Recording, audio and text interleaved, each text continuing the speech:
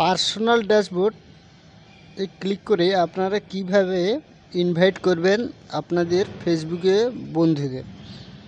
তো প্রথমে কি করবেন যে পার্সোনাল ড্যাশবোর্ডে আপনারা যদি ক্লিক করে এইভাবে যদি আপনারা অ্যাড ফ্রেন্ডসকে ক্লিক করেন তাহলে সবাই কী হবে যে অ্যাড ফ্রেন্ডসগুলো আপনাদের ফলোয়ার্সে কনভার্ট হয়ে যাবে। তো চলুন বেশি কথা না বাড়িয়ে আমি সোজা চলে যাচ্ছি পার্সোনাল ড্যাশবোর্ডে গিয়ে আমরা কি করে একজন ফেসবুকে ফ্রেন্ডসদের ফলোয়ার্স করে নিতে পারি।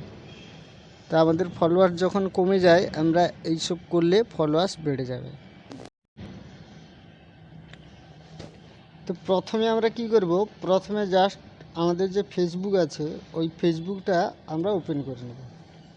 ওপেন করে নেওয়ার পরে আমাদের ফেসবুক ওপেন হয়ে গেল। ওপেন হওয়ার পর আমাদের যে ফেসবুকে প্রোফাইলটা আছে জাস্ট এই প্রোফাইলটাকে ক্লিক করে ওপেন করব।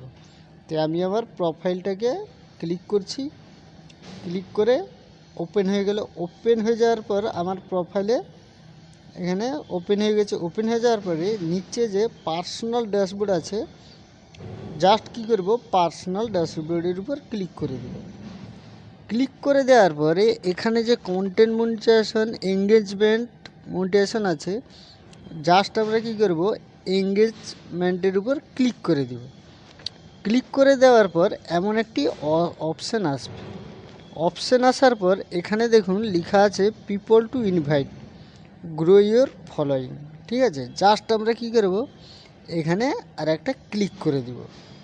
ক্লিক করে দেওয়ার পর এখানে কি লেখা আছে দেখুন, পার্সোনাল ড্যাশবোর্ড ইনভাইট পিপল। তো আমরা যদি এই সব বন্ধুদেরকে আমরা অ্যাড ফ্রেন্ডস করি তাহলে কি হবে, তা আমরা তো ফ্রেন্ডস রিকোয়েস্ট পাঠাবো কিন্তু ওটা কি হবে, আমাদের ফলোয়ার্সে কনভার্ট হয়ে যাবে। এটা হচ্ছে কি, যদি আপনার ফলোয়ার্স কম থাকে তাহলে ফলোয়ার্স বাড়ানোর একটা সহজ উপায়। তে আমরা কি করব, ফলোয়ার্সকে বাড়ানোর জন্য এইসব ফ্রেন্ডদের জাস্ট অ্যাড ফ্রেন্ডস করে নিব। অ্যাড ফ্রেন্ডস যখনই করে নিব তখন দেখবেন এইসব আপনারা ফ্রেন্ডস থাকবে না, ফলোয়ার্স হয়ে থাকবে। তো আজকে একটা ফলোয়ার্স বাড়ানোর সহজ উপায় আপনাদেরকে জানালাম।